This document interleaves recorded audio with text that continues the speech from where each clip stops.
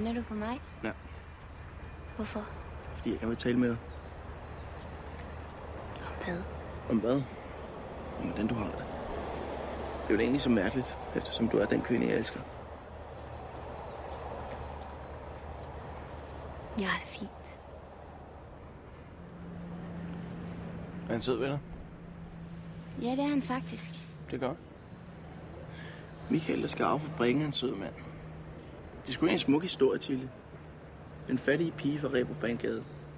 Fabriks egen søn. Det skal sgu nok gå for. Elsker du ham? Jeg kan bare godt lide ham. Okay. Hvad har han så tænkt sig at sige til sin familie, når han skal præsentere dig? Det er så Tilde. Hun er nogle gange indlagt på den lukkede afdeling. Hun plejer at komme ud igen. Hun tror på reinkarnation, energi og fornyet rum. Desuden har hun en mindre alkoholproblem. Det skal sgu nok gå godt til. Det tror jeg sgu. Altså, Thomas, hvad er det, du vil? Elsker du? Det tror jeg ikke. Nej, det tror jeg ikke. Hvorfor er du så sammen med ham? Behøver man at elske dem, man er sammen med? Ui, det er sgu godt svar til. Du er meget kynisk, hva'? Hvis du hellere vil være sammen med en, som du ikke elsker, i stedet for en, du elsker. Hvad fanden betyder kærlighed så for dig? Altså, Thomas, hvad er det, du vil? Nej, svar mig nu til. Hvad er kærlighed for dig? Kærlighed er det, vi lever for. Kærlighed er det, der får det hele til at hænge sammen. Udmærket svar til. Det er lidt illusorisk, ikke? Meget ungdom, men det er okay, ikke? Det eliminerer samtidig alle de indbyggede modsætninger, som kærligheden bærer med sig.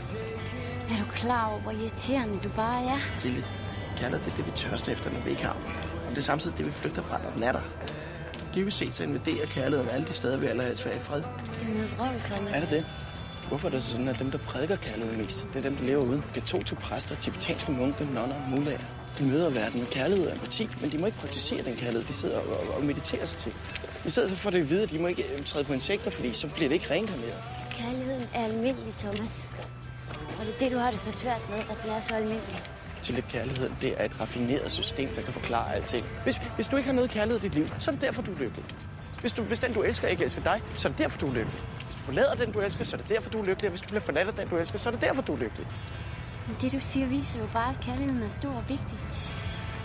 Selvfølgelig er den stor og vigtig. Men prøv at fortælle mig til det. Hvornår føler du dig rigtig let og glad? Jeg er glad, når jeg synger. Når jeg drikker rødvin og synger. Ja, det er godt så. Og jeg har det bedst, når jeg er konstant påvirket. Kan du se? Der er ikke noget af det der med kærlighed at gøre. Så er der altså ikke brug for den. Ja, selvfølgelig er der brug for den. Men det er en følelse indeni. Den kræver ikke noget. Den er bare lov at være i fred. Vi har altid vidst, at vi elskede hinanden. Det har altid været sådan. Du vil ikke blive ved med det? Nej. Det kan vi ikke mere.